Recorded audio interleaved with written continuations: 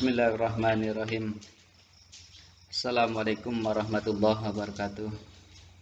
Bismillahirrahmanirrahim. Wassalatu wassalamu ala rasulillah. La khawla wa la quwata illa billah, amma ba'da. Para anak-anakku sekalian, kelas 10 SMA SMK Islam Al-Arif, di mana saja kalian berada, di rumah masing-masing yang saya hormati, yang saya cintai.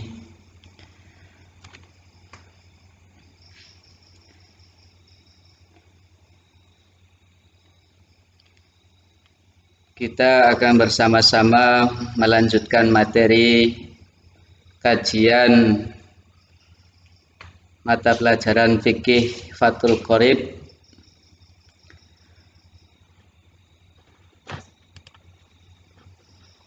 dengan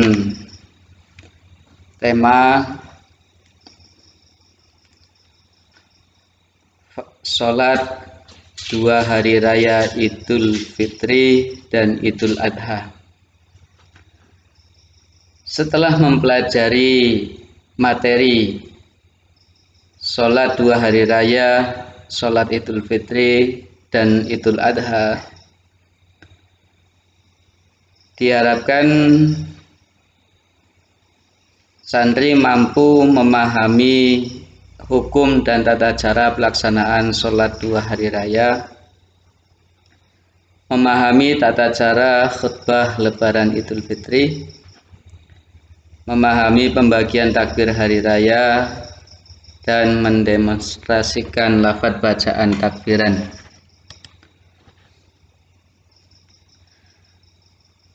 Untuk mengawali materi pada pertemuan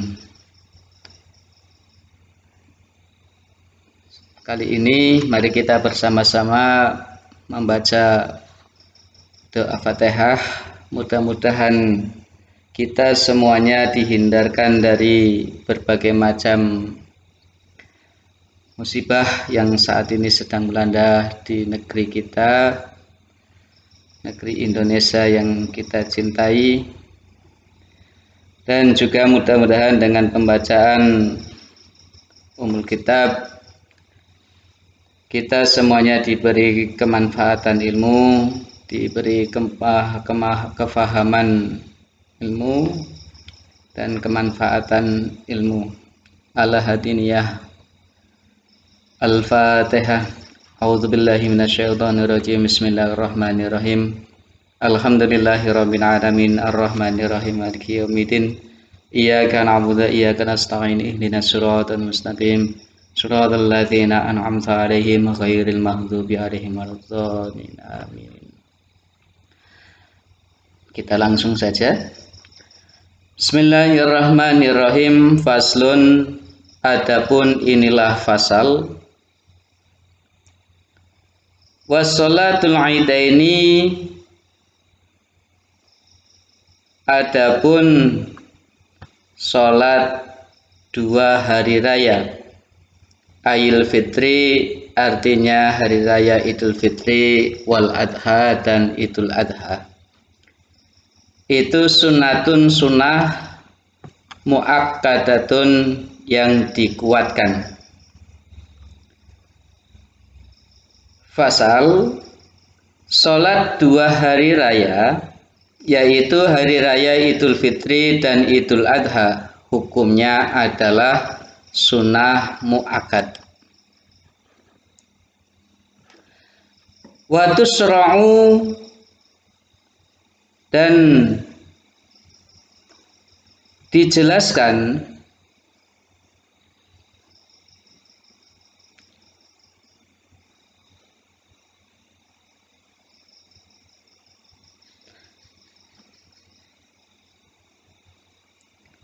apa Idul Fitri, jama'atan, dengan jamaah.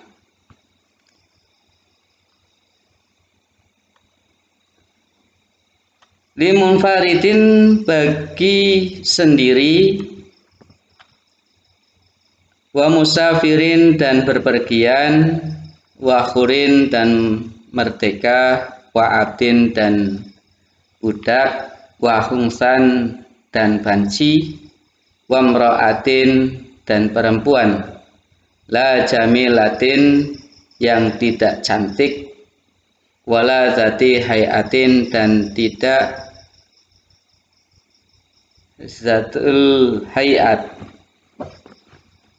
Sholat hari raya disunahkan untuk berjamaah bagi orang sendirian, musafir, orang merdeka, budak, unsa, dan wanita yang tidak cantik dan tidak zatul hayat. Amal ajuzu, adapun orang yang tidak mampu, fatahdzurul aidah, maka menghadiri sholat id fi siyabi baitiha, di dalam pakaian rumahnya, ajus bila tibin, dengan tanpa memakai wangi-wangian. Sedangkan untuk wanita lanjut usia, maka sunnah menghadiri sholat hari raya dengan mengenakan pakaian keseharian tanpa memakai wangian. Wa waktu sholatil aidi, adapun waktunya sholat hari raya itu barang baina tulu'is syamsi, di antara terbitnya matahari, wa zawaliha, dan tergelincirnya matahari. Waktu pelaksanaan sholat id adalah di antara terbitnya matahari dan tergelincirnya. Wahia, adapun sholatul id, ay sholatul idi, artinya sholat hari raya, itu rakaatani, 2 rakaat. Yuhrimu, membaca takbiratul ihram, bihima, dengan rakaataini, biniyati idul fitri, dengan niat sholat idul fitri, awil adha, atau sholat idul adha, wayati, dan membaca bidu'ail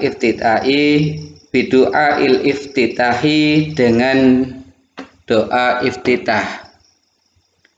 Sholat id adalah sholat 2 rakaat, yaitu melakukan takbiratul ihram 2 rakaat tersebut dengan niat sholat idul fitri atau idul adha, dan membaca doa iftitah.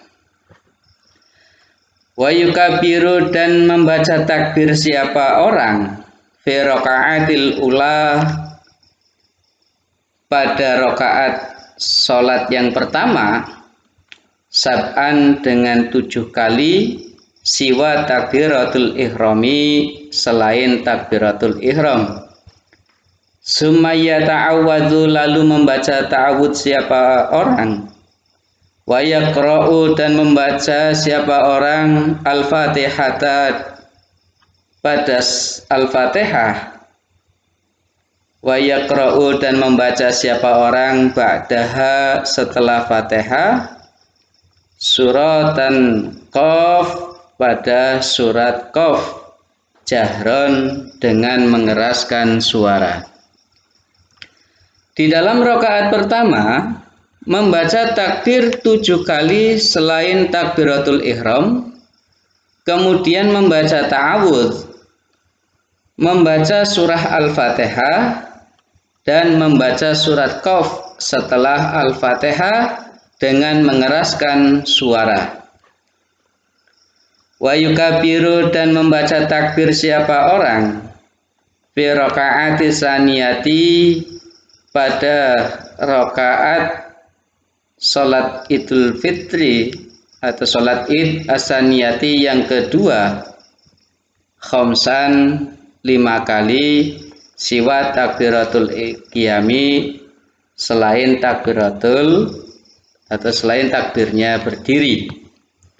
Summa yata'awwadzu, lalu membaca ta'awudz siapa orang, summa yaqra'u, lalu membaca siapa orang al-Fatihata pada Fatihah, surata Iqtabarat, dan membaca surat Iqtabarat jahron dengan mengeraskan suara.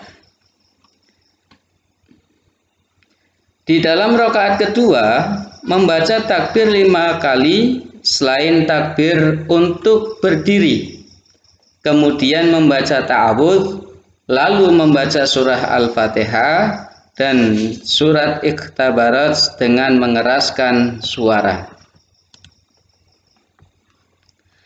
Wa yakhtubu, dan khutbah siapa orang nadban sunnah, ba'dahuma setelah salatul Aid wal Adha, wa ba'dahuma setelah rakaatani, ay rakaataini artinya 2 rakaat, khutbataini dengan khutbah 2, dengan 2 khutbah, yukabiru membaca takbir siapa orang fi ibtida'il ula pada permulaan khutbah yang pertama, tis'an dengan 7 kali, wilaan terus menerus.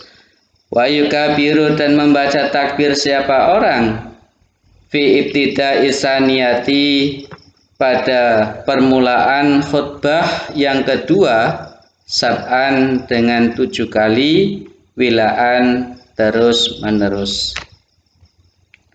Setelah melaksanakan sholat 2 rakaat, sunnah melakukan 2 khutbah dengan membaca takbir 9 kali secara terus menerus di permulaan khutbah pertama, dan membaca takbir 7 kali secara terus menerus di permulaan khutbah kedua.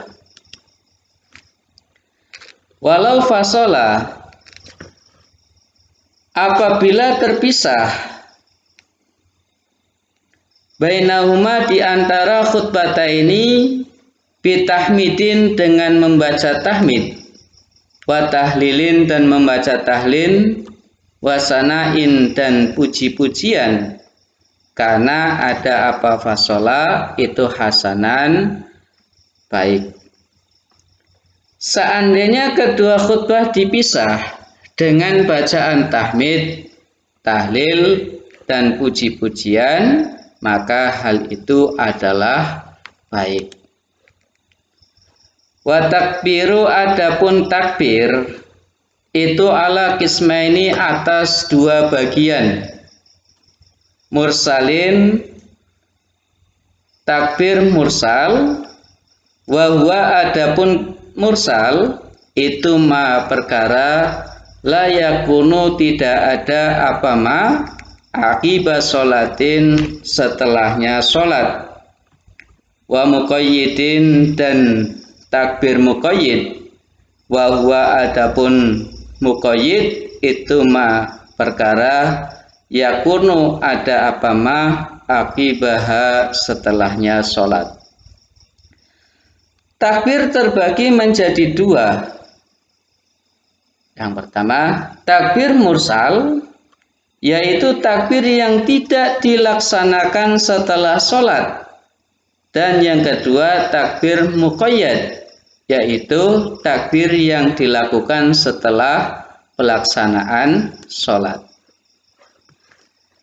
Wa bada'a, dan mengawali siapa al-musanifu ke musanif, biawali dengan takbir yang pertama.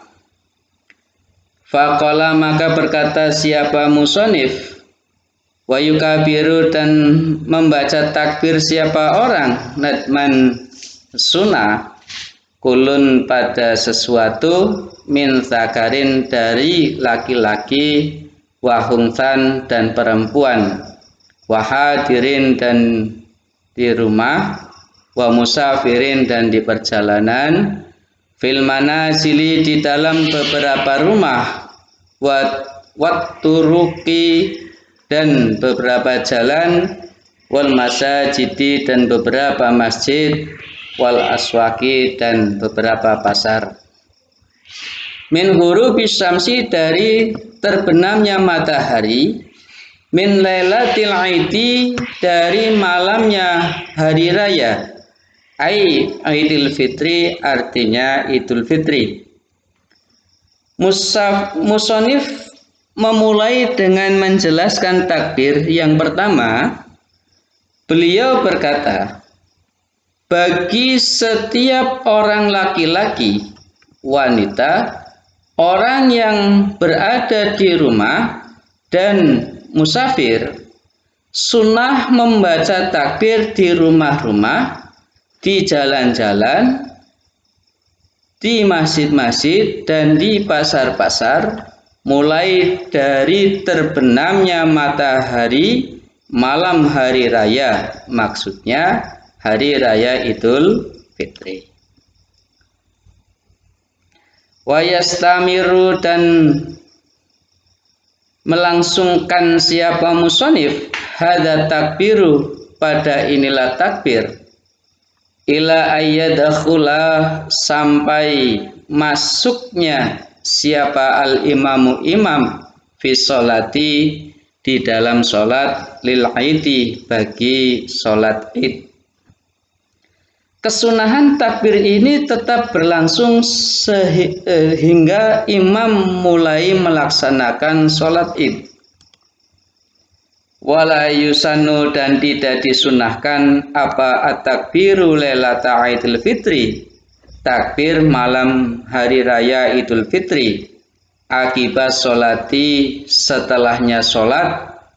Walakini dan mengecualikan siapa An-Nawawiyu Imam Nawawi fil azkari di dalam kitab Al-Azkar, ikhtaro memilih siapa Imam Nawawi annahu sesungguhnya takbir itu sunatun sunnah. Tidak disunahkan membaca takbir setelah pelaksanaan sholat di malam hari raya Idul Fitri. Akan tetapi di dalam kitab Al-Azkar, Imam An-Nawawi lebih memilih bahwa takbir tersebut hukumnya sunnah. Summa syaraha lalu menjelaskan siapa ki musonif fit takbiri di dalam takbir, fit takbiril muqayyidi di dalam takbir muqayyid. Faqala maka berkata siapa musonif, wa yukabiru dan membaca takbir siapa orang fi Idul Adha di dalam Idul Adha, khalfa sholawati setelahnya beberapa sholat al-mafrudati yang difardukan, min muaddatin dari adat, wa fa'iatin dan qadha. Kemudian musonif beranjak menjelaskan takbir muqayyad. Beliau berkata, sunnah membaca takbir saat hari raya Idul Adha setelah melaksanakan sholat fardu, ada dan qadha. Wakada dan seperti ini, wakada dan seperti ini khalafa sholawati, khalfa rotibatin selain sholat rawatib, wa naflin dan sholat sunnah, mutlakin yang mutlak, wa sholati janazatin dan sholat jenazah, min subhi yaumi arafata dari subuh hari Arafah ilal asri sampai waktu asar, min akhiri ayyami tasyriki dari akhir hari tasyrik. Begitu juga setelah sholat rawatib, sholat sunnah mutlak dan sholat jenazah mulai waktu subuh hari Arafah hingga asar di akhir hari tasyrik. Wasighatut takbiri, adapun bentuk takbiran itu Allahu akbaru, Allahu akbaru, Allahu akbaru. La ilaha illallahu wallahu akbaru, Allahu akbaru walillahil hamdu. Allahu akbaru kabiran walhamdulillahi katsiran wa subhanallahi bukratan wa asilan. La ilaha illallahu wahdahu saddaqa wa'dahu wa nasara 'abdahu wa azza jundahu wa hazamal ahzaba wahdahu. Bentuk bacaan takbir adalah Allahu akbar, Allahu akbar, Allahu akbar. La ilaha illallah wallahu akbar, Allahu akbar walillahil hamd.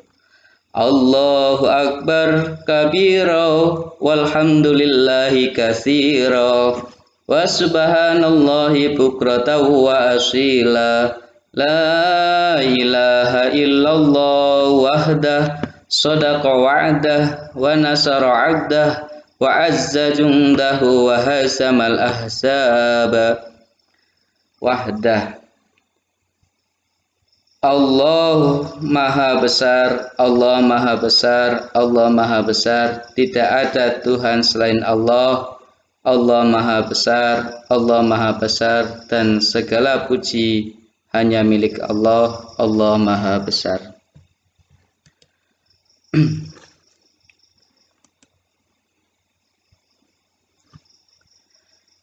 Demikian para sekalian, anak-anakku yang saya cintai, yang dirahmati oleh Allah di mana saja kalian berada di rumah masing-masing.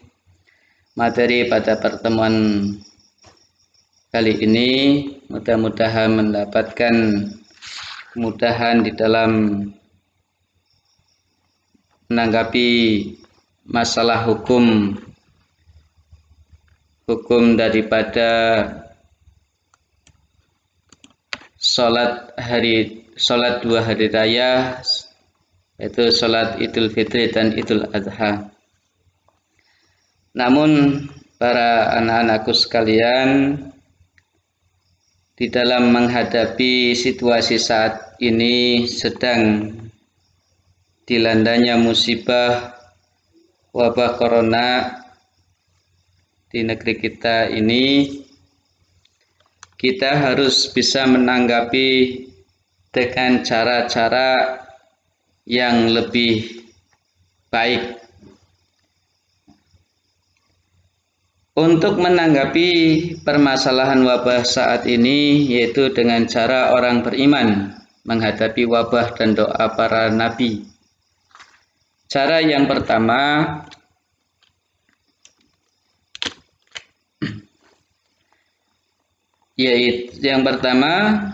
orang beriman bersikap selalu menggunakan ilmu dan tidak pernah merugikan orang lain. Cara yang pertama apa? Orang yang beriman bersikap selalu menggunakan ilmu dan tidak pernah merugikan orang lain. Jangan berpendapat tentang wabah corona ataupun wabah yang lain ini tanpa ilmu, agar tidak timbul menyebarnya berita hoaks atau berita bohong yang membuat cemas orang banyak. Jika dengan berita hoaks atau berita bohong yang kita sebar membuat orang cemas dan panik, maka sistem imun di dalam tubuh orang tersebut akan berkurang. Jika sistem imun berkurang, maka virus akan dengan mudah menginfeksi tubuh. Cara yang kedua, orang beriman selalu melihat permasalahan tidak hanya dari fisik, akan tetapi dari hati atau kacamata iman. Bagaimana kita melihat wabah COVID-19 ini dari kacamata iman? Pertama, harus berhusnudzon kepada Allah Ta'ala. Yakinlah bahwa akan ada banyak kebaikan dari semua musibah ini, sebagaimana firman Allah, la tahsabuhu syarrol lakum bal huwa khairul lakum. Jangan menyangka bahwa musibah ini jelek untuk kalian, karena di situ ada kebaikan untuk kalian. Quran Surat An-Nur ayat 11. Yang kedua, optimistis bahwa musibah ini semua akan berlalu dan Allah selalu akan memberikan yang terbaik setelah musibah ini. Sebagaimana sabda Rasulullah, betapa optimisme membuatku takjub, dan optimisme itu adalah kata yang baik. Hadis riwayat Imam Muslim. Cara yang ketiga, jadikanlah musibah ini menjadi ajang kita meningkatkan keimanan dan ketakwaan kita kepada Allah. Sungguh, untuk orang beriman, musibah seperti wabah COVID-19 ini tidak pernah membuatnya rugi. Jika sakit, menjadi pahala atas kesabarannya. Jika meninggal, mendapatkan pahala seperti mati syahid. Orang yang beriman, orang yang keimanannya kepada Allah meningkat, maka Allah akan menjadi pelindungnya. Sebagaimana firman-Nya, qul la yusibana illa ma kataballahu lana huwa maulana wa 'alallahi falyatawakkalul mu'minun. Katakanlah, hai Muhammad, tidak akan menimpa kami melainkan apa yang telah ditetapkan Allah bagi kami. Dialah pelindung kami, dan hanya kepada Allah bertawakallah orang-orang yang beriman. Cara yang keempat, memaksimalkan ikhtiar dengan mengikuti instruksi pemerintah, ahli medis, dan ahli ilmu. Jika kita berada di lokasi yang paling banyak terjadi wabah virus corona ini, maka jangan melanggar aturan pemerintah, ahli medis, dan ahli ilmu tanpa dasar ilmu yang jelas, karena ini bisa membahayakan diri sendiri dan keluarga. Cara yang kelima, setelah memaksimalkan ikhtiar fisik, maka kita berdoa kepada Allah sesuai tuntunan Nabi agar pertolongan Allah segera hadir. Adapun doa-doa yang dianjurkan Al-Quran dan Sunnah Nabi, yang pertama doanya Nabi Adam. Qala Rabbana dzalamna anfusana wa illam taghfir lana wa tarhamna lanakunanna minal khasirin. Keduanya berkata, ya Tuhan kami telah menzalimi diri kami sendiri. Jika Engkau tidak mengampuni kami dan memberi rahmat kepada kami, niscaya kami termasuk orang-orang yang rugi. Quran Surat Al-A'raf ayat 23. Ada doanya Nabi Musa. Qala Rabbi inni dzalamtu nafsi faghfirli faghfara lahu innahu huwal ghafurur rahim. Dia Musa berdoa, ya Tuhanku, sesungguhnya aku telah menzalimi diriku sendiri, maka ampunilah aku. Maka dia Allah mengampuninya.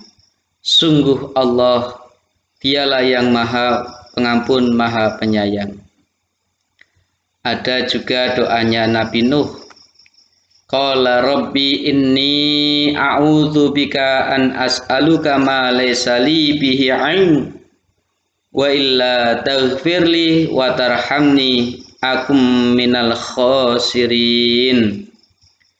Dia Nuh berkata, ya Tuhanku, sesungguhnya aku berlindung kepada Engkau, tidak mengampuniku dan tidak menaruh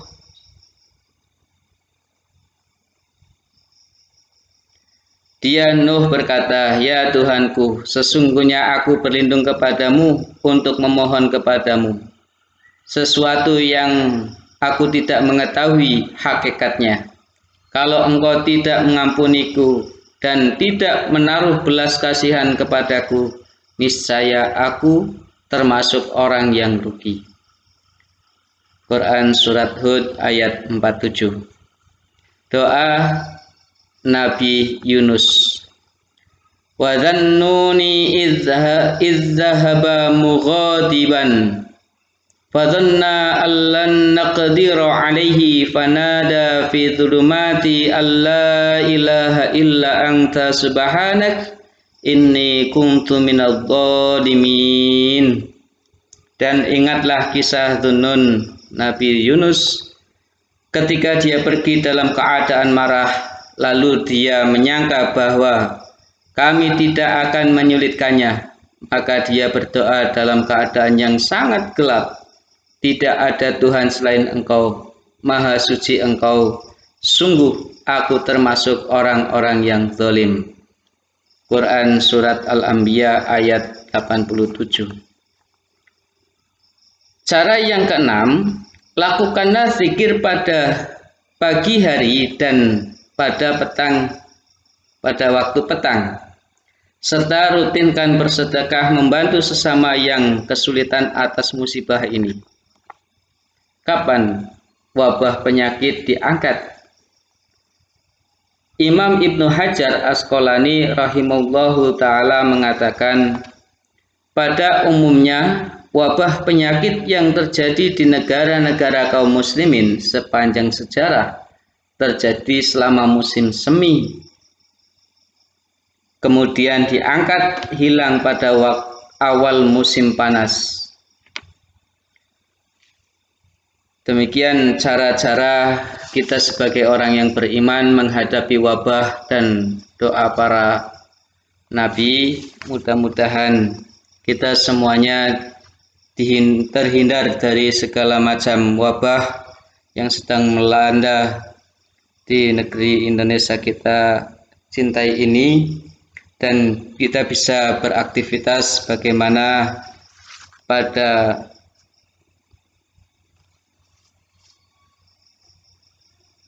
awal-awal kita belajar di Pondok Pesantren Nurul Iman dan melaksanakan tugas-tugas kita mencari ridha Allah, dan kita semuanya diselamatkan oleh Allah di dunia maupun di akhirat kelak. Demikian para sekalian yang dapat saya sampaikan. Apabila ada perkataan yang kurang pas, saya mohon maaf yang sebesar-besarnya. Billahi taufiq wal hidayah. Wassalamualaikum warahmatullahi wabarakatuh.